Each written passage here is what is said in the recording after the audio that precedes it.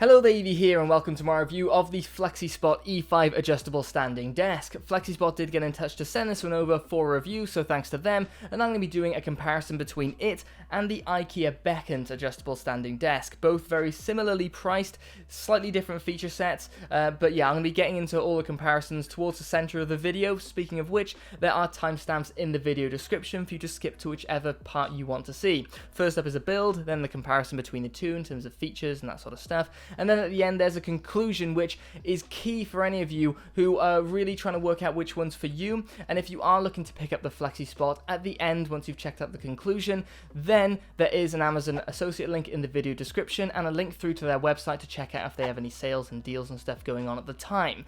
So, without further ado, thank you so much for checking this one out, and we will start off with the build. Let's get the build of the E5 underway, and we'll tackle the comparisons between the two products shortly afterwards.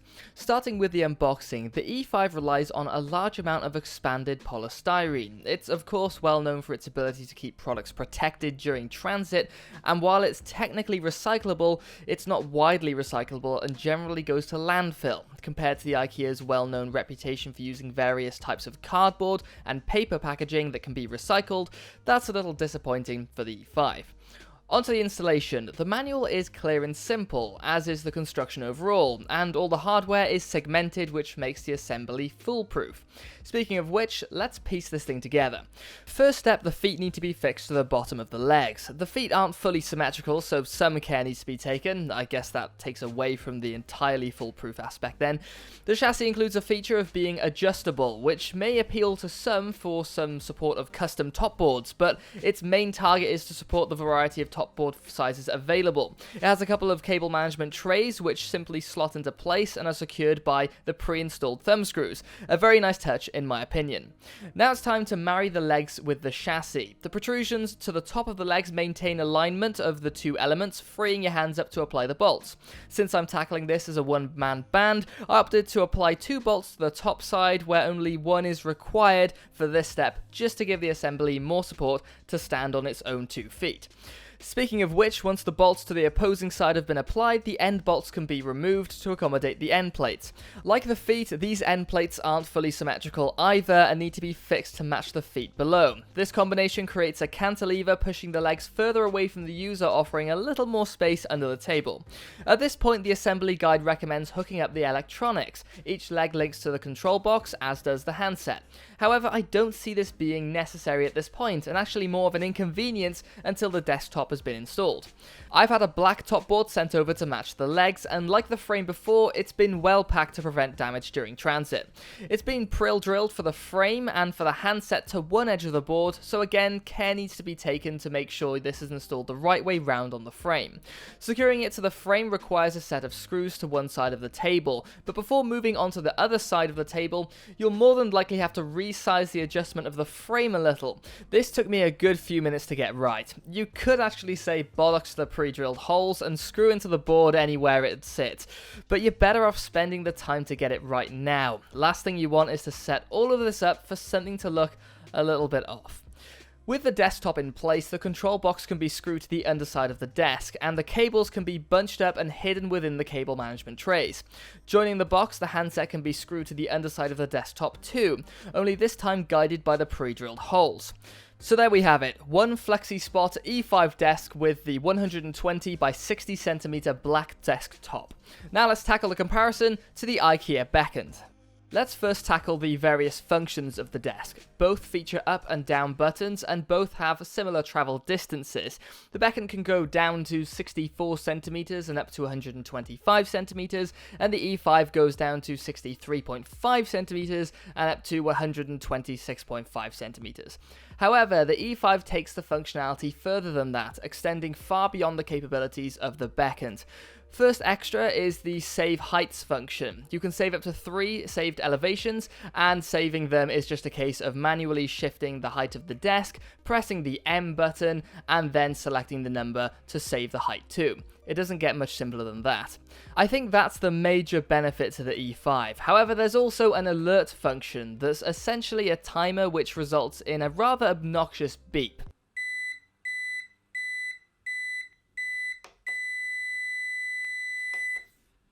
Personally, I don't think this is an integral feature I'd seek out in a standing desk, and if I wanted a reminder, it would just be as quick to set one up on my phone without thinking the microwave is in the studio every now and then.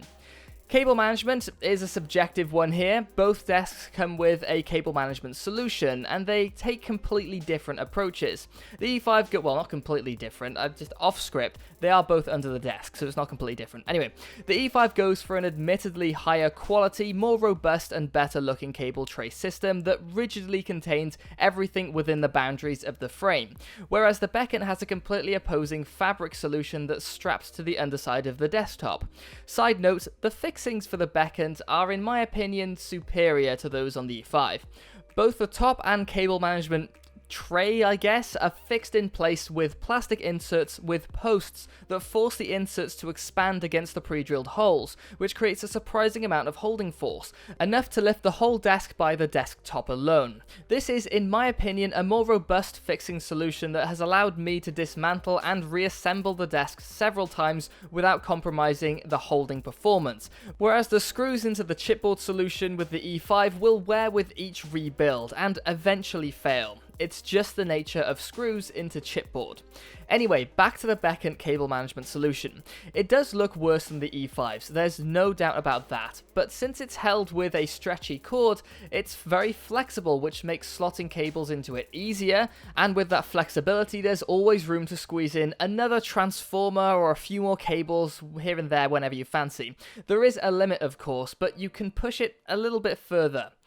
While we're on the topic of cable management, a key issue to work around is the adjustability of these desks. Since they can raise and lower, anything that connects between the floor and the desk needs to be able to adjust just as much. I think a good compromise is to mount a power bar with a lengthy cord to the desk to power anything that is on the desk to minimize the requirement for various power cables of components to transfer to the floor. How about the looks of the desks? Well, this is an easy one to cover. They both have very similar looking feet, albeit the Bekant's feet are symmetrical and the E5's are not. It's up to you if you have a preference for either.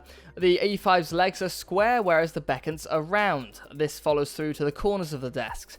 You could, if you wanted to be pretentious, call them design languages. However, the E5's legs have some perforations, whereas the Bekant's don't. In terms of colours, you can get the E5 with either white, mahogany, maple or black coloured tops, all of which are vinyl, and a black, silver or white frame. The Bekant, on the other hand, comes in white, black stained ash, blue, oak and white stained oak tops, all the woods being veneers, with white or black legs. So the E5 has the bonus silver coloured legs, whereas the Bekant comes with the bonus blue topboard colour and real wood veneer finishes. One thing I think is important to note, the finish of the E5's topboard is smoother than that of the Bekant's, the white top at least. I immediately noticed this after setting up my computer. The mouse movement felt lighter and more fluid. However, there's a downside to this in the form of greasy finger marks. This is a theme for the E5 as far as I'm concerned. The finish of everything is smoother than that of the Bekant's, including the metalwork, but it seems to foul quickly. The Bekant, on the other hand, has a slightly coarser desktop, which was only noticeable through the mouse, not a deal breaker by any means. The finish of the legs is much more coarse and industrial feeling, albeit not as reflective and glossy as the E5's. And finally, the desktop of the E5 is 2.5 centimeters thick versus the Bekant's 1.6 centimeters thick, both of which are very strong. It's more of a personal preference as to which one you like.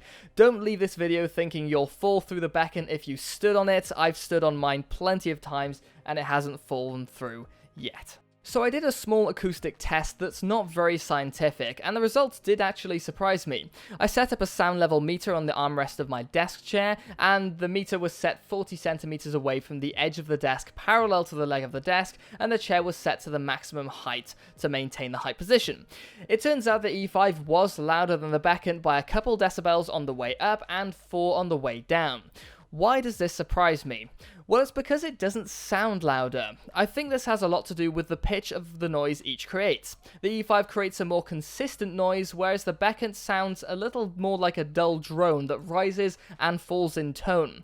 I do prefer the noise of the E5, but they're not significantly different, and it's not a significant factor that would steer me away from the Bekant. It's not like you're listening to the sound of the desk moving for more than 20 seconds from their lowest to highest positions, and it would be like placing a lot of importance on the noise of your computer when it starts up, regardless of being completely silent the rest of the time. And last but certainly not least, let's deal with the price, which is one of the main pillars of a purchasing decision after all. First things first, the E5 has a couple of offerings in terms of top sizes. You've got the 120 by 60 cm top and the 140 by 70 cm top. The Bekant, on the other hand, comes in a 120 by 80 cm or 160 by 80 cm size. The 120 cm E5 weighs in at 440 pounds, 360 pounds for the frame and 80 pounds for the top. The 120 cm Bekant is 395 pounds all out for the white top variant and 415 for the coloured top set. Moving up to the 140 cm E5, that'll cost you £460 compared to the 160 cm Bekant that will set you back £425 for the white top and £445 for all the other colours. We also have the delivery and warranty to consider. Shipping wise, it's free for the E5 to the UK, Germany and France, with or without a top, hard to complain there. The Bekant, on the other hand, does vary depending on location, but for me it would cost £39 to ship to my door, or you can collect it yourself if you have the option available to you.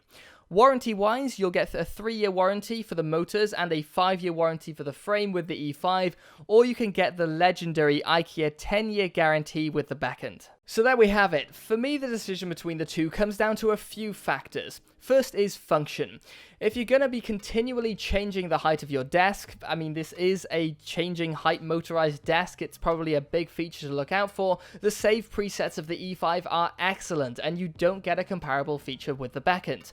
The second factor is size. You get greater depth and width with the Bekant desk range, and if you need that, it's a compelling reason to choose it. If you want to avoid too much depth, on the other hand, the E5 can give that to you. I mean, there's a 20 centimeter difference in depth between the Bekant and E5 120 centimeter wide options. That could be significant to a small home office space. Aesthetics play a more significant role depending on each person. If you like a more rounded look, the Bekant is for you. But if you like the more angled look of the E5, that could sway the decision for you. However, cost is likely to be the biggest factor for most. Depending on your situation, if you can pick up the desk from IKEA, you could save yourself between £45 and £25 with the Bekant compared to the E5 for the smaller 120cm wide desks. And it's a similar story for the larger desks despite the larger Bekant offering. However, if you need the desk to be delivered to you, then you're going to be hitting the charge of the IKEA delivery, and any saving made could be completely chewed up, and you'd be saving more money going for the free delivery and desk with the E5. Add to that the saving and the extra functionality of the E5, and it's a no-brainer, unless you need as much space as possible, of course. 140 centimeters by 70 centimeters with the E5 and the presets over the 160 by 80 centimeter Bekant without the save presets. That's a tough one, and I wouldn't blame anyone for choosing one over the other there. So there we have it, back to the start. I'm not setting up the camera again. It's just not worth it. I've done actually a few takes of this. 1, I was out of focus because it was on manual focus. 2, I said desk or case instead of desk because I review cases so much, and it was just all a bit of a kerfuffle. But one thing I like to stress is that there are no glowing winners out of either of these two here. They all have different things that can suit different people. So you got the larger desks, a desk space with the IKEA ones for the same price as the largest ones that come from FlexiSpot, and depending on shipping, that can really screw things up for the IKEA one, and the FlexiSpot one could seem quite superior in that regard. But then again, you have got the lower functionality and feature set of the IKEA desk, whereas you got the more functional FlexiSpot E5. So one thing I was actually thinking, and it kind of goes a little bit against the grain, I guess, of what FlexiSpot would perhaps want me to say if they were to sort of script this video. You could, if you want to, because in my opinion, the fact that you get veneer tops with the IKEA desks is just, it's a bonus. It's a real wood top, and it gives it a slightly more quality feel. Although you do get a thicker desk, I guess, with the E5. But however, if you perhaps prefer the finishes to some of the IKEA desks, you can buy the desktops separately, as well as the stands. So what you could do is, if you want the better functionality of the FlexiSpot, but you want the quality top desk with the veneer of the IKEA Bekant desks, you could get a Bekant desktop and stick it on an E5, because they sell the stand separately, the frame, the E5 frame. So that could be something for you to look into. But with a caveat is that they have no pre-drilled holes. Of course, IKEA don't have the pre-drilled holes to suit to this desk, so you'd need to measure all those out. You wouldn't necessarily need to drill any holes. The screws go straight through anyway, but you'd need to measure it out and make sure you've got the right points to put screws through. And you would need to get new screws, because it is a much thinner top. I mean, it's something like, over 30% thinner than the top you get with this, 1.6 centimeters to 2.5 or 2.6, something around there. So anyway, that's that. Personally, for me, again, I'm going to go against the grain here, is that I'm going with the IKEA desk. I'm sticking with it. This doesn't suit me as well because it's not big enough for what I do. I do case reviews. I mean, you can barely see the case on the side here, but I do case reviews and stuff like that, and I have a test bench, which you can see over there, which is constantly on the desk. And right now in home working, I have 2 people working off this desk, 5 days of the week, so I kind of need that extra space. But if you're working at home by yourself and you've got a smaller office space, the less deep desk that comes with the desktop that comes with the E5 might suit you better.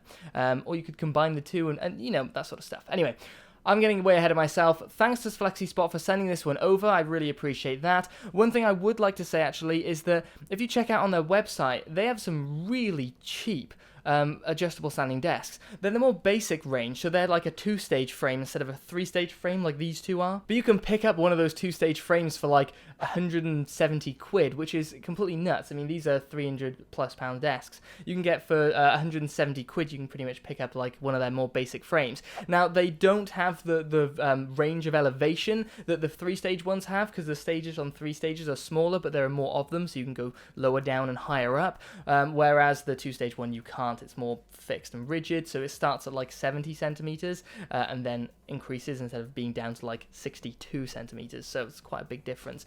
But it's worth checking out if you really want an adjustable one, and you can do a bit of compensation with, say, your chair, to perhaps give yourself a little bit more money in your pocket to spend on other things. Anyway, that's that. Thanks again to FlexiSpot for sending this one over, and I will catch you in the next review, which will likely be a case. But I can't guarantee it because I haven't really thought about it. So, cheers guys, catch you next one. Bye-bye.